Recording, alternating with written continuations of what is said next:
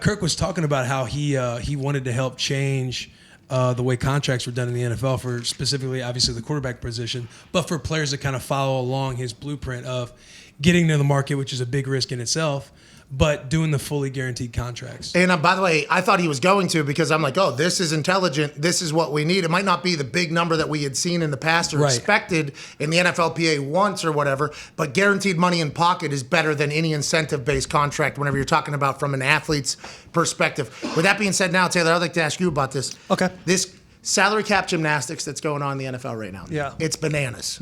Everybody's doing, hey, we'll sign a 10-year deal with 6 voidable years and a big signing bonus, and next year your salary cap hit will be $2 million, but in the whole thing we'll give you $100 million somehow, or $200 million.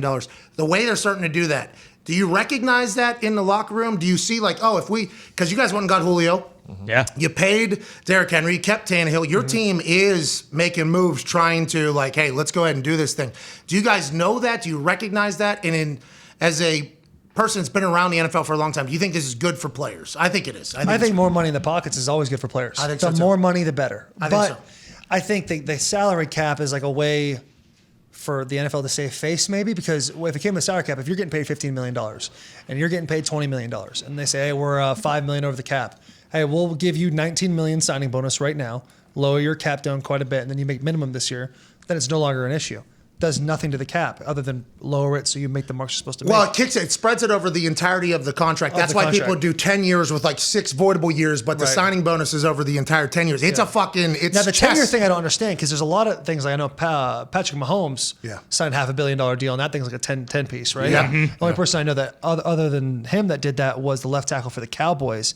And now it seemed like a bit of a tight predicament because he was such a good player for such a long time. For instance, Taysom Hill signed for 4 years, $160 million. 2 years of that is voidable. It has a low of $16 million per year, a high of $40 million per year. Wild. So the salary cap hit is somehow $1 million. Yeah, that's outstanding. Through all of that. Yeah, it's unbelievable how they're able to do it. But that changes the NFL, I think. Yeah, is he going to see that money is my question, because I know in hockey, they kind of do a similar thing, even though there's no real salary cap, but they have like these long 10-year, $100 million contracts. Got it. So what's real? What isn't? Yeah, exactly. Because I think that's the issue with football players that they need to be educated in is when you're going to sign a contract, it's not about the big number. It's 5 years, this much $1 million. It's like, hey, what are your first 3 years? What is the guarantee in it? And then how much is guaranteed at signing? That's all you really need to know. And so I think what Kirk Cousins is trying to do is amazing, but we need more quarterbacks to do that for it to funnel down. Yeah. There's quarterbacks, then your offensive linemen. Hey, they should have their own. Whoa. Go ahead. The top players need to do that. No, I think it has to be top players quarterbacks. at positions. It's got to be quarterbacks. Like if I'm the best linebacker in the league. Which who's saying you're not? Well, exactly. True. It's A lot of people did, but they didn't deserve it. Right. But if I'm like the highest paid linebacker in the league, like I would feel like a responsibility to set an example if that's what I'm wanting to do. Yeah. Yeah, like for you, for instance, your next deal, fucking let's make it guaranteed now for the good of Fully everybody. guaranteed. Yeah, I guess so. Fully Sure. G. I mean, I'll die on the sword. Hey, Call we're me wrapping every up this team. hour with the boys, man. This has been amazing. It's been outstanding. I should have done the whole show together. Should have. It's weird. Somebody texted you about that yesterday. Hey, how fun was that? That's crazy. Hey, we're meeting after the pod we did with Mike Allstott, which was awesome. Yep. But he's like, hey, why are we doing the whole show? I was like, I don't know. I go, you're on the same group chat. Ask him. He goes, all right. Pulls it out. Then you're like, yeah, see-yous tomorrow at 1. I think I said hilarious. Yeah. See-yous or 1 or whatever. It's because, when you texted me, like, hey, is there any chance? Because I asked you, I'm like, hey, I need to get you guys to Indianapolis, right? Yeah. And then we kept in touch. And then you threw out a date, like, hey, this is a date that could work for us. I'm like, awesome, let's do it. And then I completely forgot about like fucking Combine Week and everything that's going on, the amount of people that we probably already had booked, and Tyson Fury's coming on it. So I apologize, but I would like to let you guys know, anytime you want to come back, we'll shut down the fucking entire show for you guys. You guys deserve it. This has been awesome. Hey, the boys have been known to step on toes, so we will absolutely take you up on that. Probably a few more times than you do. Could they do like a 2-year, $80 million deal and then have like $78 million be signing bonus? And So then it would be 30 what? 36 or 36 or something. 37.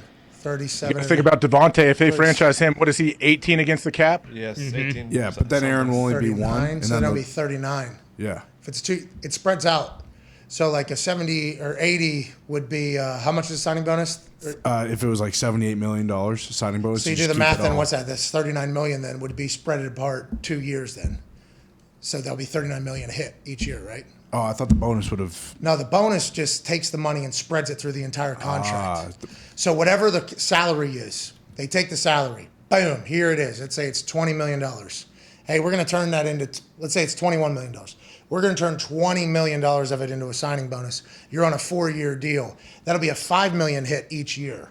Okay. So that is the move, because that's why the 6 years, 4 voidable years, 5 voidable years, whatever it is on the back end, because that is being equated into the spreading out of the salary. I believe.